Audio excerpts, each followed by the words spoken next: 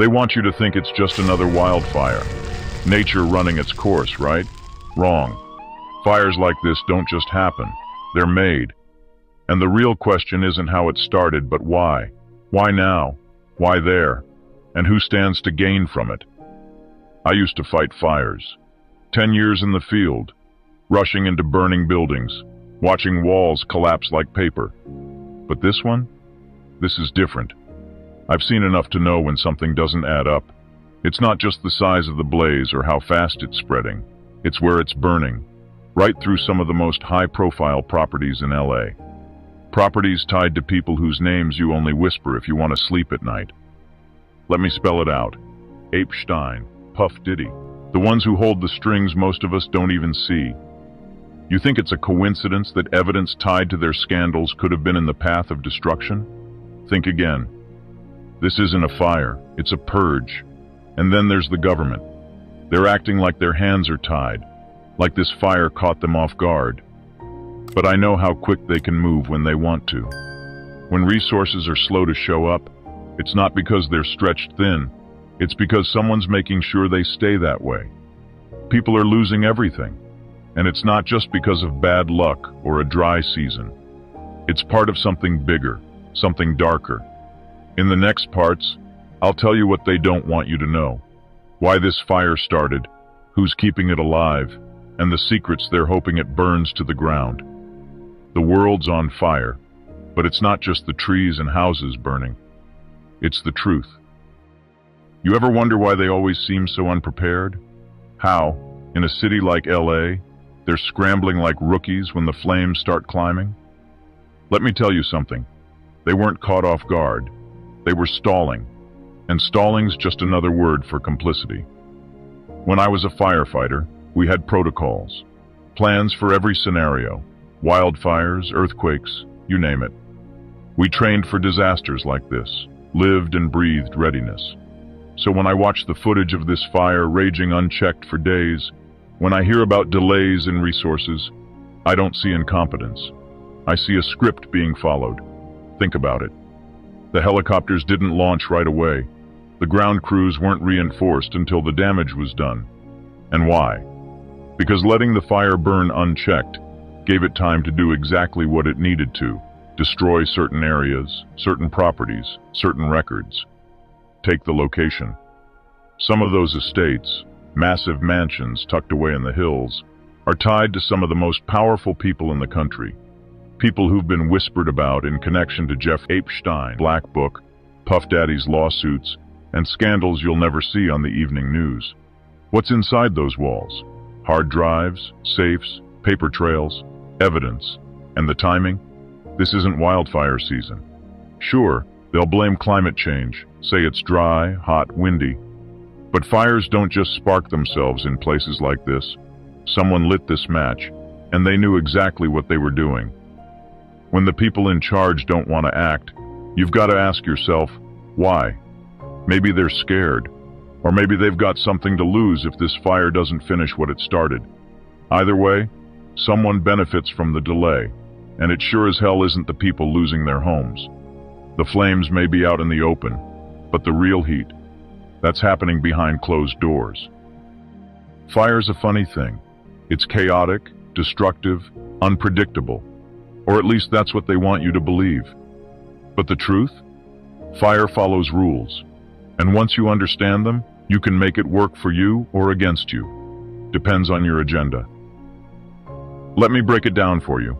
A wildfire starts with three things: fuel, oxygen, and a spark. The hills of LA are loaded with dry brush, perfect fuel. Add in the Santa Ana winds, and you've got nature's blowtorch. But the spark? That's the interesting part.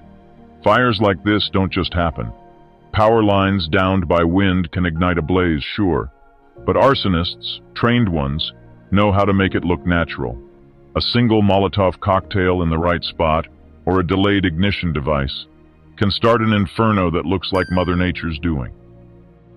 Once the fire's roaring, it's almost impossible to stop without massive intervention. Crews dig fire breaks, trenches that remove fuel from the fire's path, and drop water or fire retardant from planes. But timing is critical. If you wait too long, the fire overwhelms your defenses. And here's the kicker. Letting it rage unchecked for even a few hours can erase everything in its path. Houses, records, safes, hard drives. You'd think digital records are safe, right? Not always. Extreme heat melts servers, fries circuits, and destroys backups. Paper burns faster than you can blink. And safes? Heat-resistant doesn't mean fireproof. At high enough temperatures, steel warps and contents turn to ash. But here's what they don't want you to know. Evidence can survive. Forensic teams can recover data from damaged drives, even when it looks destroyed. Burnt documents leave traces, imprints on the surface below them, char patterns that reveal what was there. Fires don't clean up as neatly as people think. So why risk it? Because fire confuses people. It destroys just enough to muddy the waters, to make finding the truth an uphill battle. When a fire like this hits, it's not just a natural disaster, it's an opportunity. Think about what's in those burned-out mansions.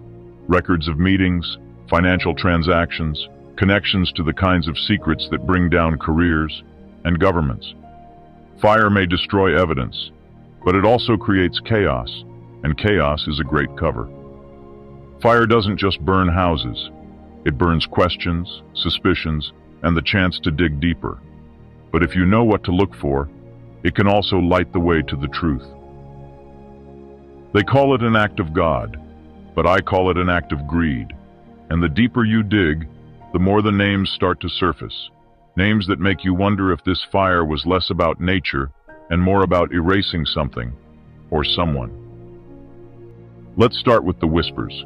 They call it the hillside purge, a fire so perfectly timed, so strategically placed, that it feels more like a chess move than a natural disaster.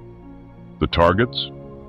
Ultra-wealthy neighborhoods tied to people whose names have been floating around in the darkest corners of conspiracy boards for years. Epstein, Combs, Maxwell.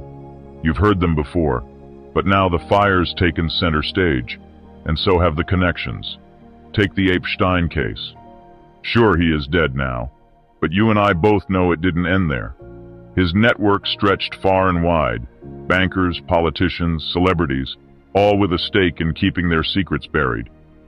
And what's the easiest way to destroy records tied to those names? A fire. The theory is that hidden in these multi-million-dollar mansions were safes filled with documents, proof of payoffs, visitor logs, and more. Burn them, and suddenly the trail goes cold. And then there's Sean Combs, better known as Puff Diddy. His name has been popping up too, tied to allegations that go back decades. But try finding the evidence now, in the ashes of his former associates' properties. Convenient, isn't it? They're calling another angle the smokescreen protocol. This isn't just about hiding evidence. It's about creating enough confusion that no one knows where to look. Some theorists even suggest this fire was timed to coincide with key court hearings, diverting resources and public attention just long enough to stall investigations. But here's the wildest one, the Flame Cartel. Supposedly, there's a group of high-ranking officials and business moguls who use fires as a tool, not just for erasure, but as a weapon of fear. The idea is simple. Burn a few estates, destroy some evidence, and send a message to anyone else thinking of talking. Think about it. Fires don't just destroy, they disorient. They make people forget what they were looking for. And the names tied to this blaze, they're counting on it. But fire doesn't erase everything. It leaves traces. And if you know where to look, the truth is still there, smoldering under the ashes. I've spent my life fighting fires, but I never thought I'd be sitting in a cell for trying to stop one that burned hotter than the flames I battled. You think prison silences you? For me, it's just amplified what I saw, what I know. Let me tell you how I got here. It wasn't because I couldn't do my job. It was because I started asking the wrong questions, and maybe the right ones. That last fire I fought, right before they threw me in here, wasn't just any fire. It was a suspicious one, in the hills above Los Angeles. From the first moment, I knew something was off. The way it spread, The ignition points, the patterns. Fires don't just start themselves like that. Someone wanted it to burn, and badly. I reported it. I flagged it to the higher-ups, thinking they'd care. Instead, I got warnings to back off, to stop digging. That just made me dig deeper. I started connecting the dots, property owners, corporate entities, names tied to lawsuits and federal investigations. It wasn't long before I realized the fire wasn't just an accident, it was a cover-up. Then, out of nowhere, they came for me. One day I'm filing reports. The next, I'm under investigation myself. Arson charges, tampering with evidence, you name it. They planted it all. They said I had financial motives to start fires for insurance payouts. Funny, isn't it? A firefighter accused of arson. That's how they shut me up. The truth is, I wasn't the one starting fires. I was getting too close to the people who did. They needed a scapegoat, and I was convenient. Now I'm here, behind bars, watching the same patterns unfold from afar.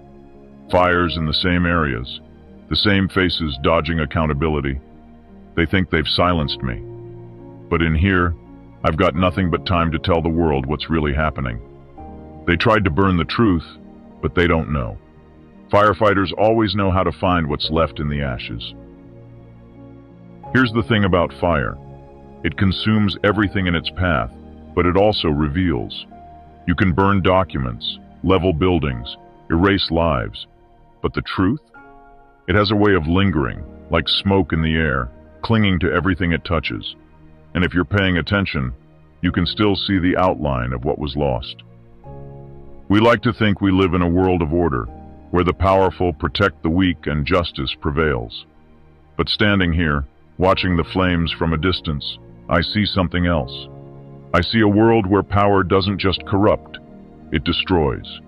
It erases the inconvenient, buries the dangerous, and leaves nothing but ash for the rest of us to sift through. Think about it. These fires, they're not just accidents, not just nature running its course. They're intentional, they're surgical, they're a means to an end, a distraction while something else happens behind the curtain. What's being erased? Evidence, witnesses, entire histories, and the most chilling part? It works. Time and again it works. But here's the question I can't shake. If they'll go to these lengths to protect their secrets, what else are they hiding? If they're willing to turn entire neighborhoods into ashes, what kind of world are we really living in? Maybe it's not just about Epstein or the powerful people who were connected to him. Maybe this is bigger. A system designed to protect the untouchable, no matter the cost. And the rest of us? We're just fuel for the fire. I don't know if the truth will ever come out, but I do know this. Fires don't burn forever. Eventually, they go out. And when they do, what's left behind tells a story. The question is, will anyone be willing to look, or will we all just keep moving, ignoring the smoke on the horizon, pretending the flames weren't meant for us too? Because let me tell you something about fire. It spreads, and if no one stops it, eventually, it'll consume us all.